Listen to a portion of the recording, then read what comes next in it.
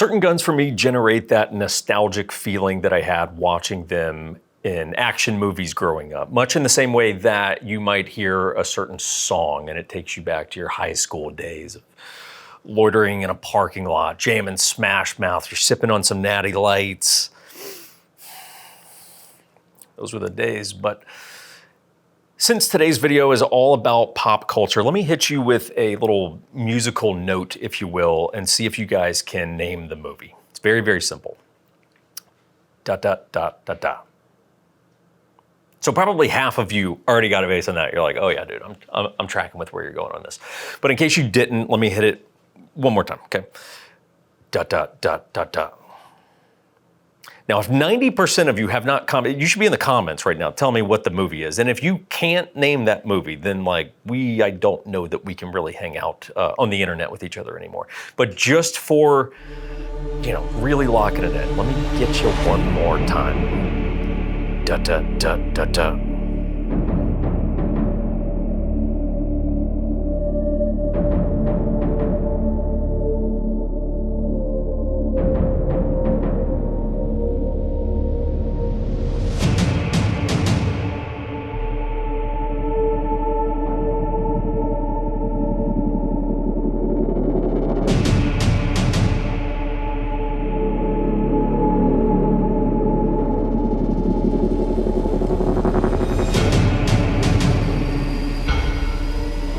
Of course the MP5 is amazing.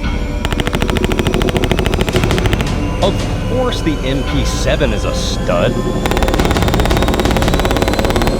But you're forgetting about the other guy. It's the universal machine pistol, you son of a bitch.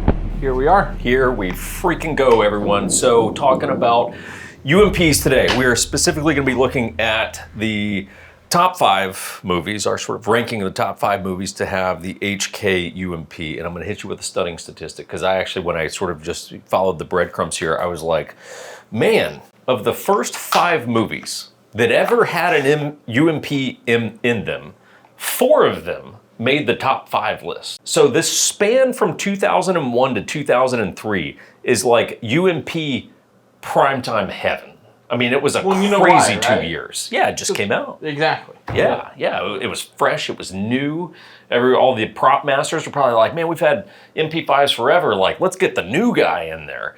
And so you got some crazy cool movies from 01 to 03. So we're gonna be looking at those. Quick disclaimer, we don't actually know when we make these. We make these with the intent of being able to show you all the footage that we want to show you, but we don't actually know from a copyright perspective kind of what we may or may not get dinged for. So we're doing our best, but hey, if we get to one of the movies and we're like, sorry, you can't actually see any of the footage of the movies, that's why. It's not our choice. Beyond that, we're gonna get into some history of the UMP, how this bad boy came about, sort of some features, how it works, different variations, show you kind of a practical application out on the range in terms of controlling the different calibers, because that is kind of interesting.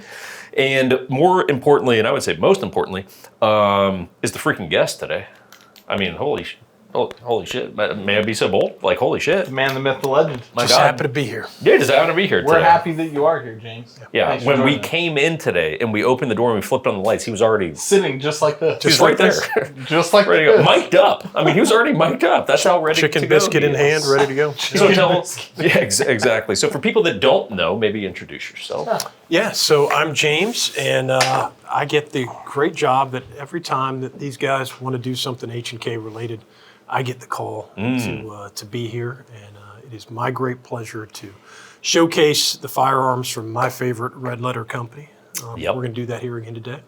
Yep. And if I were to want to learn more about a UMP, because today's almost surface level, if you will. So if I was like, man, I'm trying to like some literature or something, I don't know, like I need a resource to learn. I would say that you are also in luck here because shameless plug for the Vickers Guide Volume 2, which covers all of the submachine guns and personal defense weapons from H&K, over 550 pages of incredible information that you will not see elsewhere.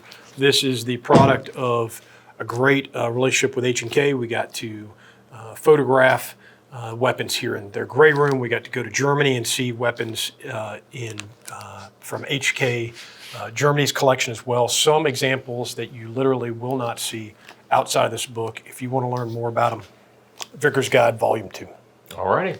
Available at vickersguide.com. Stores today. You know, I was trying to really put a bow on that, you know, some big call to action at the end there. But anyway, let's get on with the show, everyone. We have a sponsor of today's video. Chris, what's on your waist right now? Ciguera, the only belt ever. Emissary belt from the looks of it? Yeah, Emissary. Do you want to see it? Because I'll just... It makes me a little nervous when you do that, but sure. Yep, so that's the Emissary belt. It's a light inner Velcro belt. I rock this for EDC. You totally can rock that for EDC. Yeah. That's more of my range belt. And today you were range belt, apparently. I'm wearing it, yeah. I've been using it lately just because I've been carrying a heavier gun. Yeah, carrying the big gun. Yep. 44 mag, huh? That's it. That's it. How'd bear you know? Country. So anyway, guys, they make great belts, mag carriers, a lot of stuff for your vehicle, things like that. There's a code you guys can plug in. It's 1911 Syndicate. We'll save you guys 10% off the store. Great company, great folks. They supported our channel for a long time, so we appreciate that. On with the show. Here we go, boys. First movie with a UMP. The year's 2001. The bad guy is John Travolta. The good guy is Hugh Jackman. Frosted Tips, right? It's always a good sign that it's an early 2000s movie. It's classy. The movie is Swordfish, and here's what's cool about Swordfish. So Swordfish is actually the first movie where a UMP is seen. It's actually the very first appearance of a UMP in a movie. Which is a great fun fact. Because how long had the UMP been out at this point? Not very long. Not very long. Right? So you got to go, hey, whatever armor got this thing. Pretty cool. Good on them. Like, they turned this thing around pretty quick. So we're going to watch the opening. The opening actually gets seen kind of a couple of times at various points in the movie. But I'm going to cruise through a little bit of the opening here because the UMP is right at the beginning of the movie. Well, and it's not only UMPs. There's a few other HK goodies sprinkled in there. Travolta has got a fantastic sense of style in this. Whatever, I don't know if we call this a goatee or it's like a landing strip It's called for a chin. It's a flavor saver. Yeah. Yes, that. It is like a landing strip Or for a chin. flavor saver. Yeah. All right, here we go. A lot of MP5s there. Lots. Yes. So you notice the good guys have the MP5s. Frosted Tips. This really is a cool scene. Yeah, it Like, is. this is a notably good opening. Again, something to be said about practical effects for this opening scene. Yeah.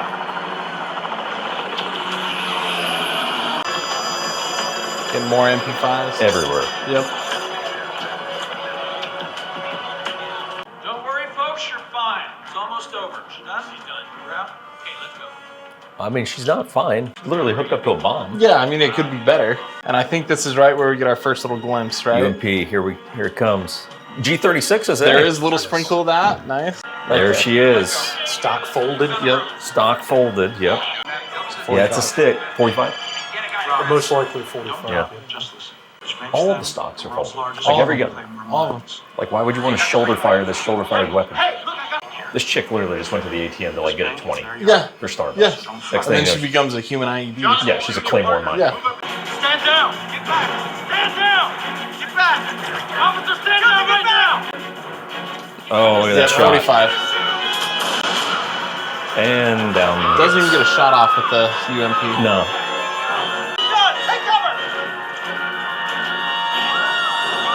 This is epically cool. Epically cool.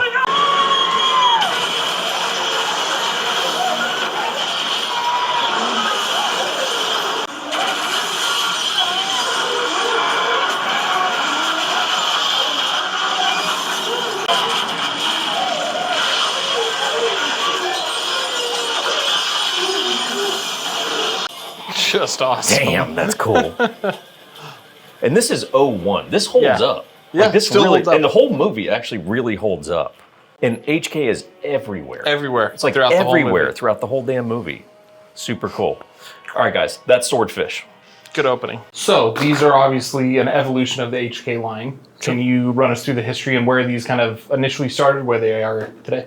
Yeah, I guess first I would say it kind of dispels what I think most people who aren't intimately familiar with HK firearms might think is, okay, well, they came out with the MP5 series in the 60s, and then fast forward 30 years ago, boom, now we got the UMP. In reality, there were multiple prototype development weapons, new submachine guns, that were intended to replace the MP5 that were starting as late as as early as the late 1970s. And we have two examples here inside the gray room, SMG-1 and SMG-2, but there were several other examples as well that will that are covered in the Vickers Guide we mentioned that lead us to what initially, in the end, would become the UMP.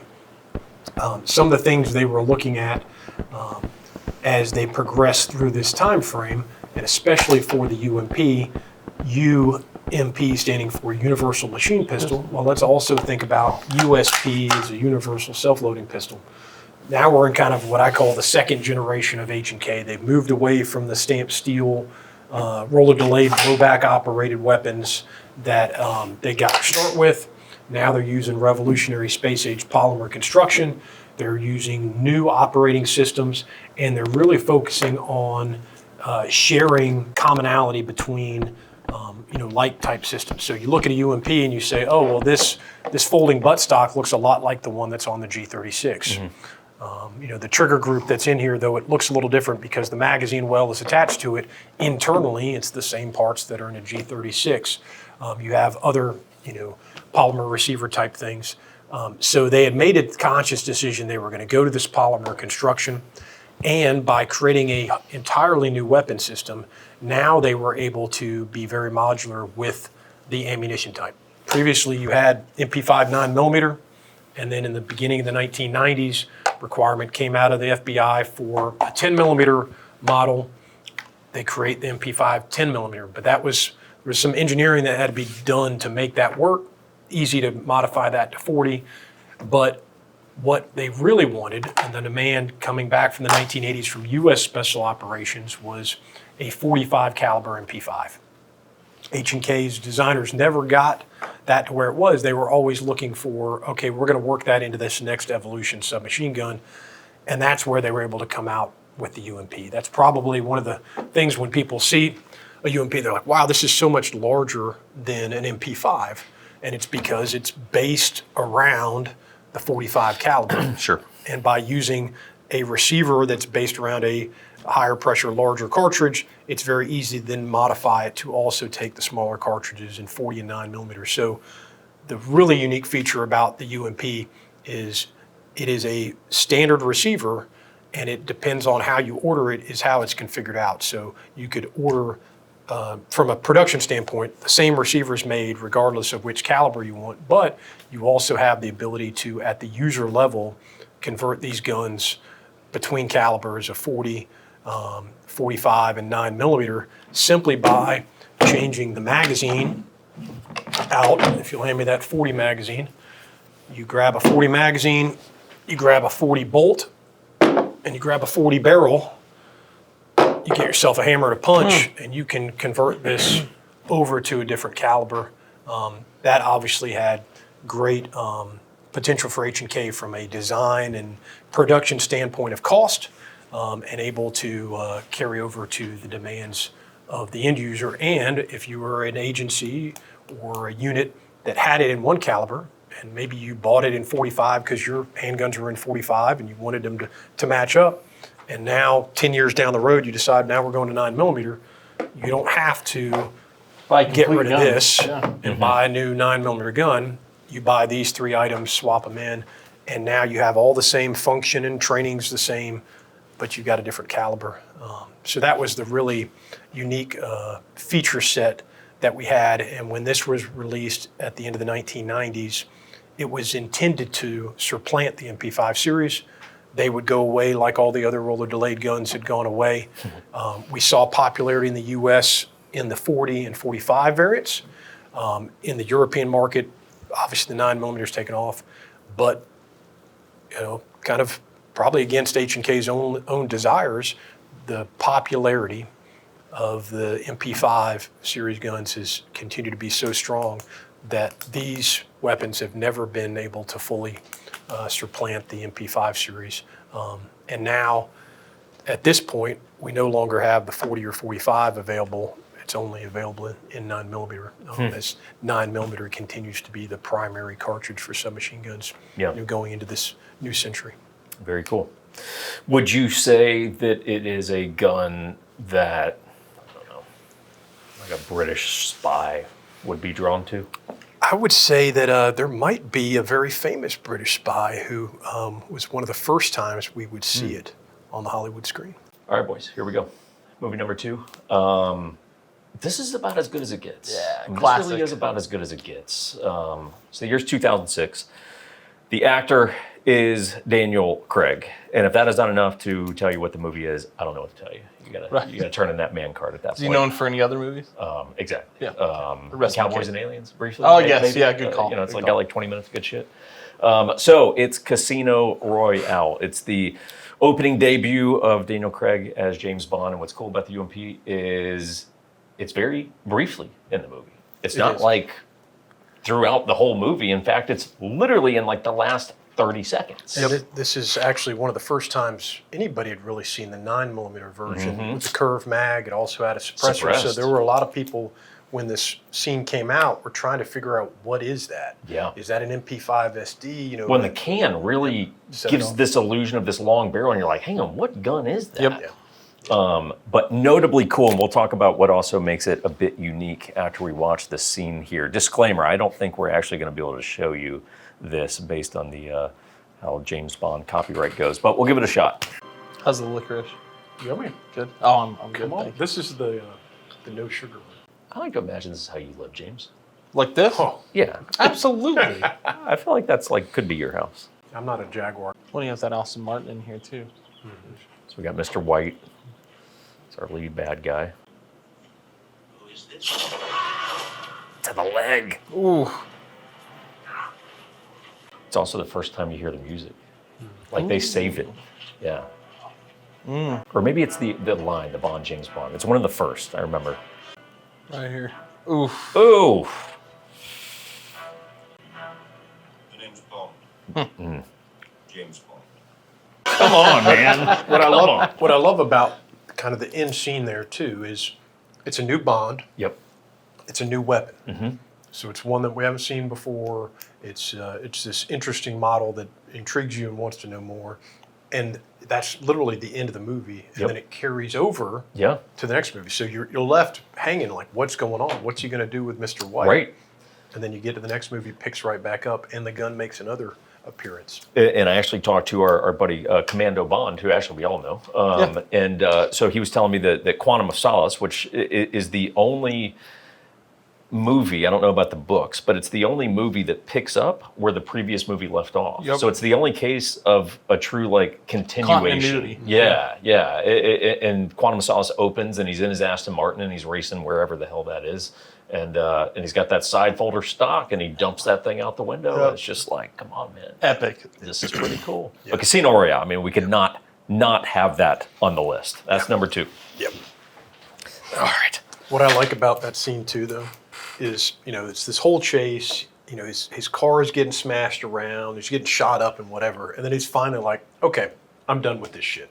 Yep. Like we played around long enough. Just picks it up and finishes it. Dumps Yeah. that thing. Yep. It's badass. What's funny, you know what I'd be curious to see? I don't remember him having a suppressor. He didn't. He took it off for that. It's not on the gun for that scene. Yeah, It's just sitting on the interesting. front seat. So it's another Fascinating. one of those things where you go, All right, here we go, everyone. Movie number 3. And that would be, well, I'll just paint you a picture. Let's see if you can catch on. So Miami PD, their finest, which is, maybe not saying much because they break a lot of things here. Depends. But we've got Marcus. We got Mike Lowry. Right? Lowry. Yep. Right, who apparently has inherited some money over time because he's a cop with a Ferrari. Actually owned by Michael Bay, believe it or not. This is actual Michael Bay's personal Ferrari in Bad Boys 2. Yeah, they used his personal vehicle. How interesting. In this. But the movie is Bad Boys 2.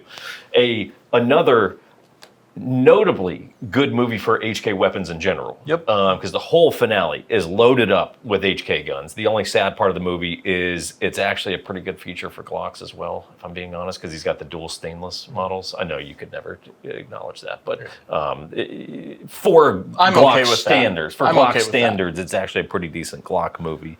But anyway, the UMP shows up. This is, again, early UMP days. Yep. Shows up in sort of the big opening freeway chase, which I would say is one of the notably more fun car chases of all time, just given some of the crazy shit that they pulled off. So, and I will tell you, having spent enough time with the two of you guys road tripping around, how they act, you could literally insert like the gunfights and the women. The two of you could be inserted into this car scene. Yeah. And do exactly what happens in this car scene that we're about to pan out. Well, the real question would be who shoots the dashboard. And it wouldn't be that surprising. Yeah. The question is who shot the dashboard. I think he's probably the more Martin Lawrence character. I'm more the driver. No, bro. Right? I am Will Smith. We'll see what the all comment the section says to agree or disagree. Accurate way to fire. Just over the shoulder, not looking. See you again, Jake.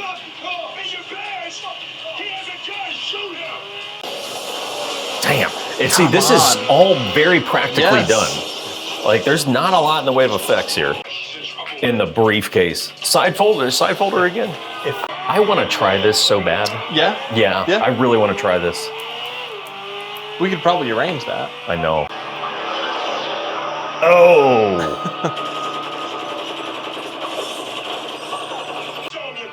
That's what's up. Now, first thing I noticed about this, the audio of the UMP is awesome. Yeah, they definitely got the rate of fire right. Rate of fire for 45 and the thumpiness of it. Firing a UMP 45 one-handed, have fun with that. Enjoy that. Love the Hondo rolls. Yeah, the roll. Yeah, it's so good. The Hondo roll. This is like a pretty awesome shootout here. It's a really good sequence. Yeah. Again, stock folded. Yep. The whole time. Now there it's we out. go. Continuity error. Right? And why did someone else have his UMP mag? Yeah, I've never heard of a reload sequence where you just yell for a mag and you're... Dude, just... innocent bystanders Just everywhere. firing into a crowd. Also, if you're in the crowd, they've been shooting for like 2 minutes. Why are you there? Why are you still there? Why are you still there? I would move. Go home. Now this just starts here. Like it escalates dramatically as this goes on, which is really cool. Also, you realize that bridge is 30 miles long. Yes. It's a Due to this very long sequence. bridge. Oh. Which now that watching this, maybe Jake would be the Will Smith character now watching this. I'd give it a shot. It makes sense now. Stock Fire folded. rate. Stock folded. Probably do that.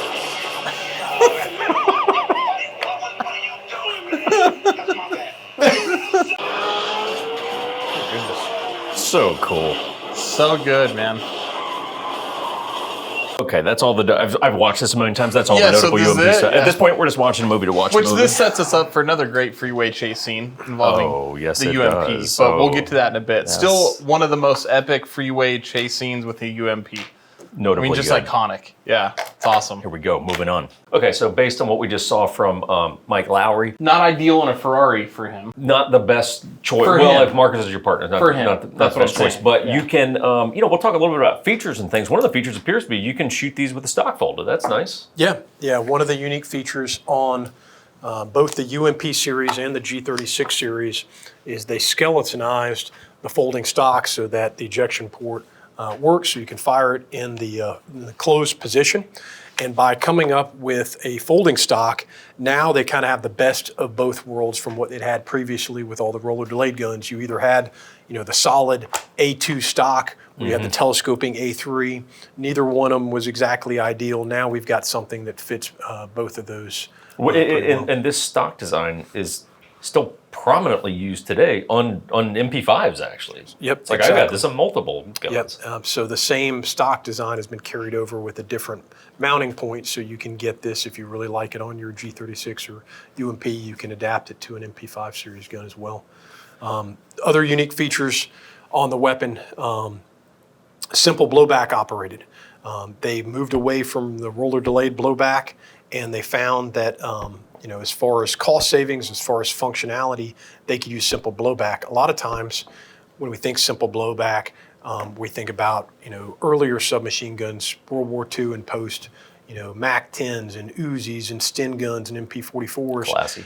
All those guns, simple blowback, they're open bolt guns, where you come to all these issues where, okay, well, now the bolt's held back to the rear, so now I've got an open ejection port, all kinds of dirt and debris can get in. If it's held back to the rear, how do I make it safe, drop safe, that I don't actually bump it and have it basically create a slam fire going forward? Yeah. If I put it, empty chamber, bolt forward, then when I'm sneaking up on the bad guy before I bring it into action, I've got to cock it back to the rear, give away my position, slow myself down. And you have a big heavy weight transfer of a heavy bolt. That's where the mass of the weapon's weight is on a simple blowback gun. When I pull the trigger, that first shot's going to dip as that weight transfer goes down, so your first shot accuracy's off. But mainly it's a safety-related issue.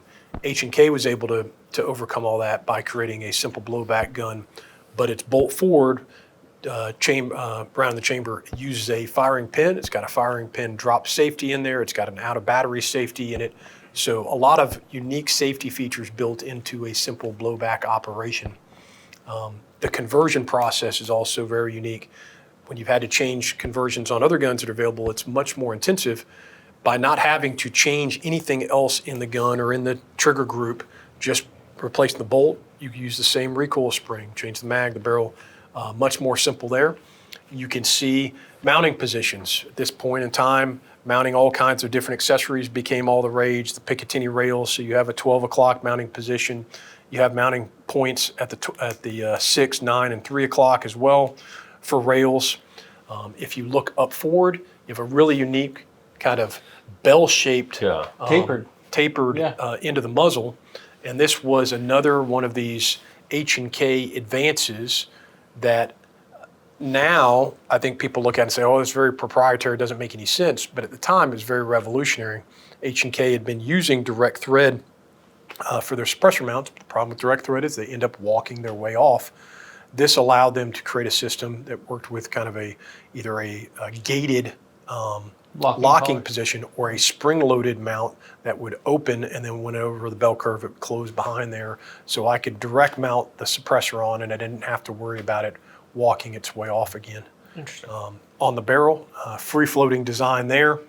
And then because the magazine well is built into the trigger group, the magazines, even though they're different calibers and the bullets are different size, the magazines are all the same size, so they all fit in there. You don't have to put any kind of spacers. Still use a paddle mag release, which is ambidextrous. Still uses a left side charging handle like we're all familiar with all the roller delayed guns.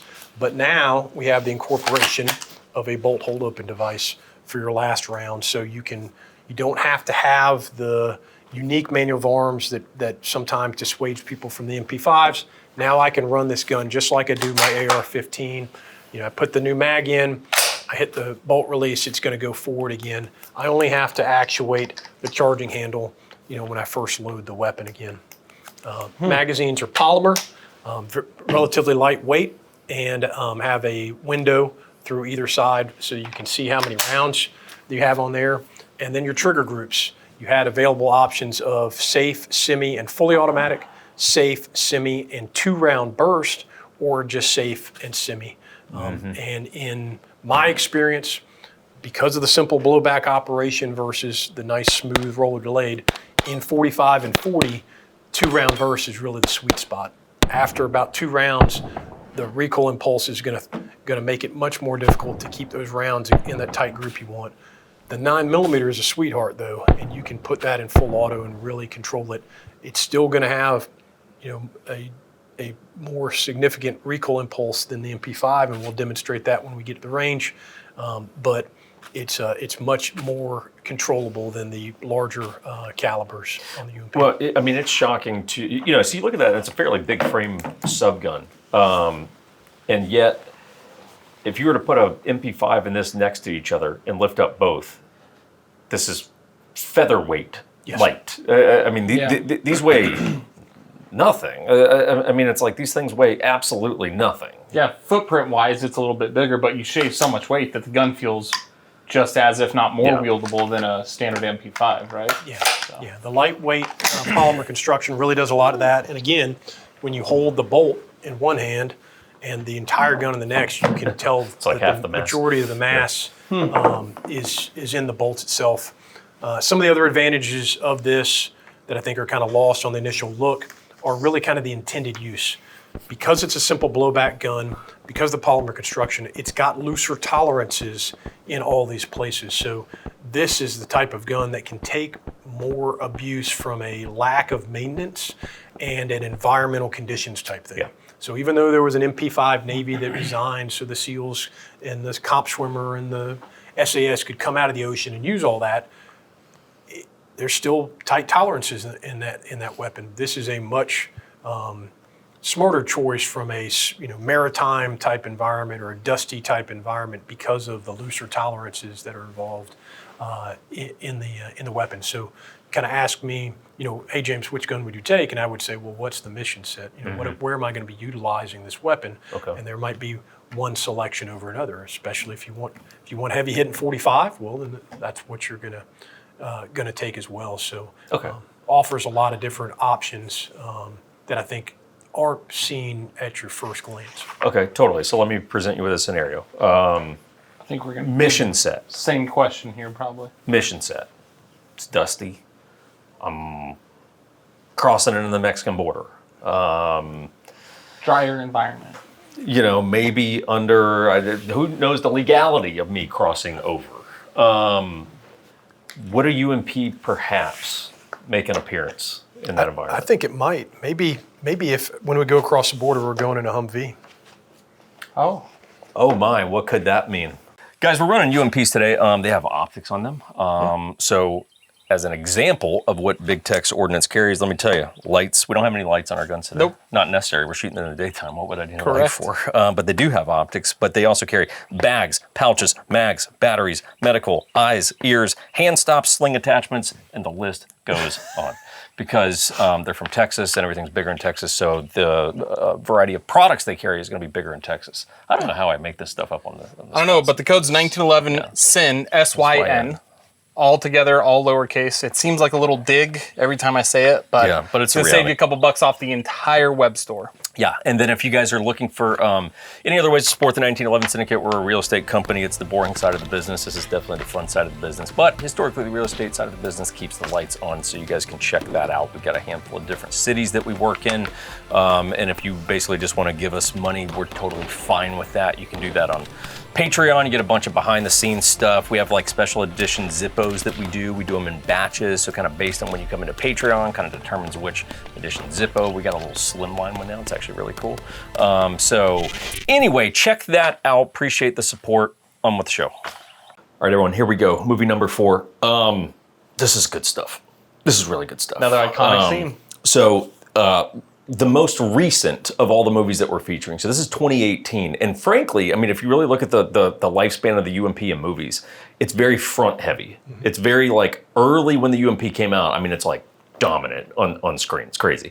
And then it really fades pretty heavily. So 2018 is really like, this is one of like the last kind of notable moments of a UMP on screen. Yeah. And so we've got Sicario 2, a rare case of a movie living up to the first one. It's funny because when I first watched this, I remember thinking, yeah, it was pretty decent. And then when I watched it back a couple times, going into some of the upcoming movies or videos, I was like, damn, Sicario 2 is really good. Really good. Like, it's really, really good. And it's dark, and it had the guts to like be dark and send it.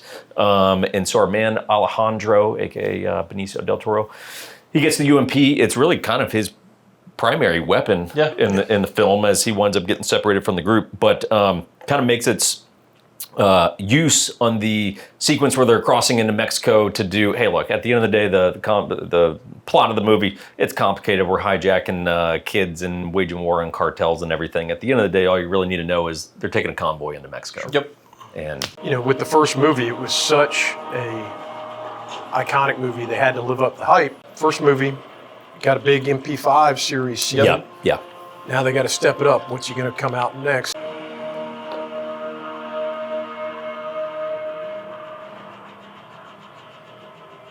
The way this whole scene is shot is just epic. You know, it makes no sense that you'd be decked out in like 90s era all black SWAT kit going into a desert, because it takes some time to get to it. Yep. You're just like, when's it Slow gonna build. happen? Like, I know something's gonna happen. What's going on?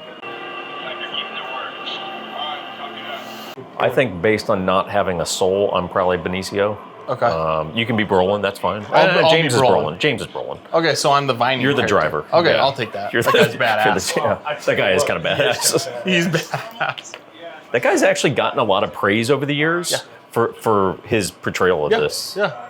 It's Mike Vining. Yeah. Straight up. Middle-aged dudes with glasses and mustaches became cool. Right.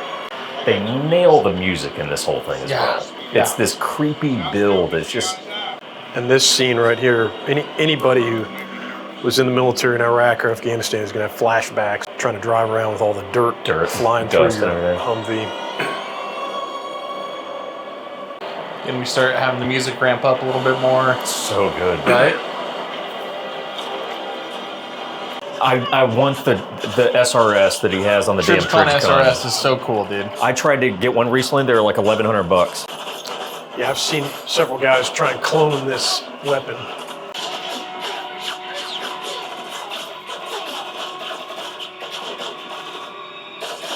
You know, really good technical advisors on this. Yeah. Because you can see people shooting from cover by engine blocks and Yep. stuff. You're like, it really was well done. Yep.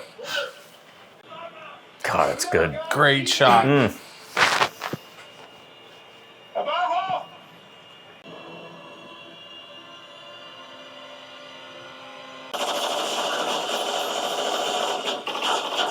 Badass. Yeah. It's badass stuff. If that doesn't make you, I mean, how happy are you right now? Oh, dude, I've just been holding this like a baby the whole I mean, time. like, Yeah. It's you not are bad. like his white cousin or something, you know? I mean, like, Hola. look at you. Yeah, exactly. Badass guy. There you go.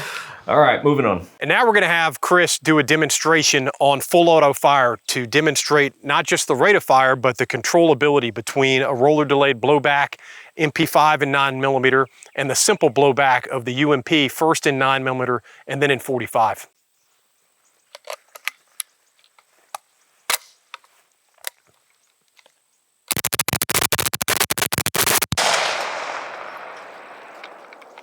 I mean, that's virtually all on steel. Okay, now Chris is going to do that same demonstration, but with the UMP and 9mm.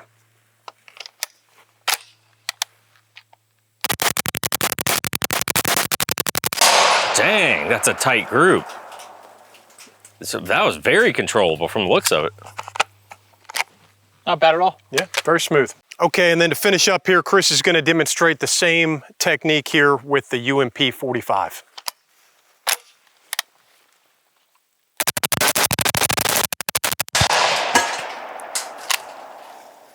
I'm going to be honest, in all fairness, they were all pretty similar groups. Yeah. Yeah. I mean, Obviously, you see the terminal ballistics difference in how hard the 45 hits versus the 9mm. Yeah. But there's some difference in felt recoil management as well. You've got to be a little bit more dialed in in your stance on this than you do with the 9mm, right? Yeah, and I could see the reticle moving way more in this than even the 9mm one, right? Yeah. Yeah. But you can still have the effects you want on target. Yeah. And really, how much time do you have behind a UMP 45? It's like the third mag ever. Yeah. So Yeah. So says a lot about the gun. Yeah. And the shooter. Here we go, everyone. Big finale. I got to tell you, I've been looking forward to this for like 6 months right now. Hey. This is what my life has been reduced to. It's a sad existence, but this is the best thing that's going to happen to me this year, is watching this freeway chase in the gray room right now. So the year is 2003, and I would probably vote, without looking at the full history of movies, this is, in my opinion, probably the best like chase scene of all time. Yeah. So epic. The Matrix Reloaded. We literally originally tried to build this entire video around buying a Cadillac Escalade to shoot with UMPs. Yeah. And the range was like, yeah, we're not doing that. Yeah, unfortunately. And I was like, fair enough. But like, this was the commitment level to this video, everyone. So, fun fact. First of all, plot-wise, can't tell you a damn thing that's happening here. Just to be completely candid. But so the freeway chase in The Matrix Reloaded took a year to plan, 7 weeks to shoot. It's 14 minutes long, and they actually built 1.5 miles of actual freeway to conduct this. It was the largest set in movie history.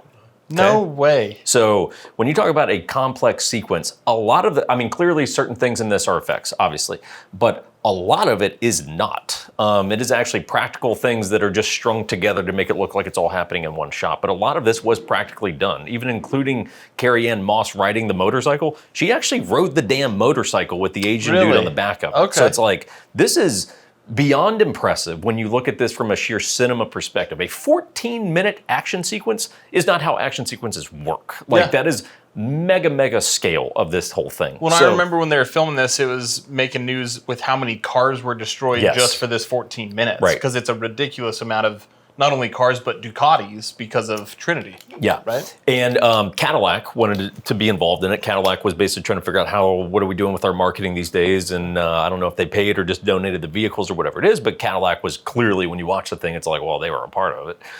But the UMP is the notable gun from this, along with one other, but we'll save that for a future video. Yeah. But the UMP is spectacular in its use of this. So basically, we've got two blonde dreadlock dudes. That's what I should have had for my costume for this. I really should have Dang, gotten you missed the mark on that. some blonde dreads. You've already got the lack of tan. Yes, thank you. Yeah, I the weird appreciate that. pigmented skin, Yeah. you know? Non-pigmented, appreciate I guess we should say. Lack thereof. Yeah, So anyway, we will pick it up. Also kind of interesting sequence because the star of the show is not even a part of it. Not at all. I wonder if Keanu was like, seriously? I'm not even a part of like the greatest scene of all time? I think he's pretty cool. He probably understood. Get us out of here, Luke. That won't be easy, sir. I know. We're inside the core network. Yes, sir. Fine. We'll make it. Sir, I think I should say. Oh, shit. Look out behind. Oh boy. With that Seymour sight? Oh, I need it.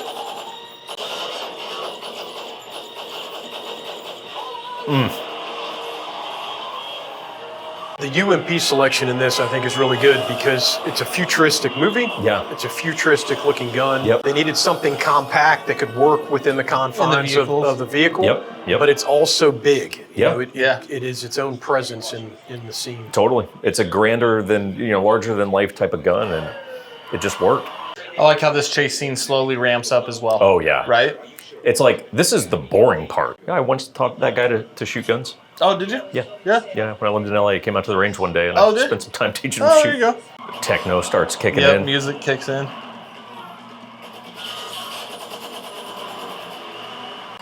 They even got the recoil impulse I right. know. Yeah. Like, if this doesn't get you going, you're dead inside. Just smokes this dude. Which happens to flip the car. He's got that spicy 45. That's it. I wonder how they did some of the recoil on that. Because, obviously, they weren't shooting real rounds. Like, Right. maybe he's just a really good actor, but that looks like real recoil. I believe you struggled with the UMP recoil in the past, right? Never happened. Something about that straight razor just menacing, huh? I've always wanted one, just because of this. I like how he was able to remove the headrest of the seat somehow. We missed that part. Yeah. This is like the shot. Yeah, right here is so cool.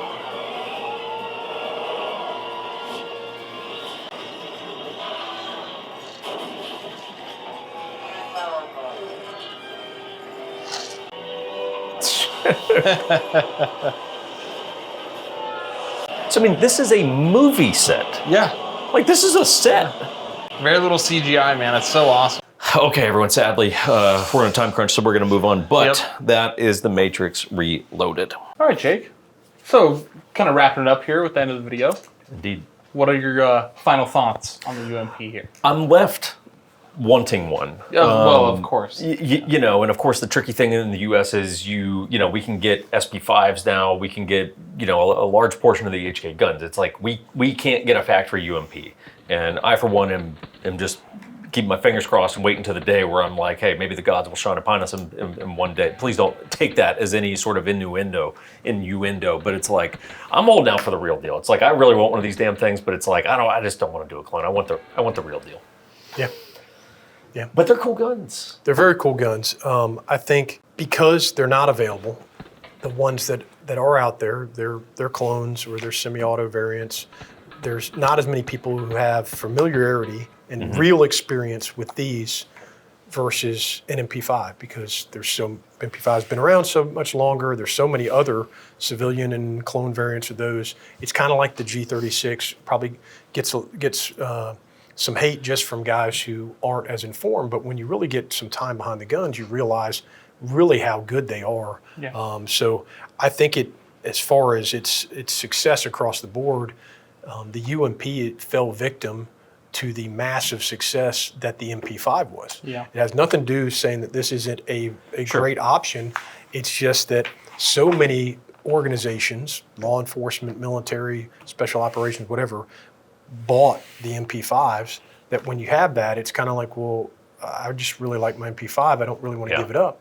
But if you don't have an MP5 and you are looking for a submachine gun or a pistol caliber carbine, I think it's a great option. It's a lower cost option from a unit purchase standpoint, and the modularity that goes in with this, I think, is just a great option. And you know, we will showcase with you guys how much fun you can have with it at the range as well. Absolutely, absolutely. And maybe just for shits and gigs, as the kids say, we will show you a little bit of footage of 3 years ago when we shot UMPs in the desert, the crude and foul words that James said to me, and then we will see you next week. Well, I think we'll let the B-roll footage speak for itself. But I was struck by the fact that this 45 caliber UMP was pushing you around like a bitch. And, God! You know, He put an extra B on that too. B.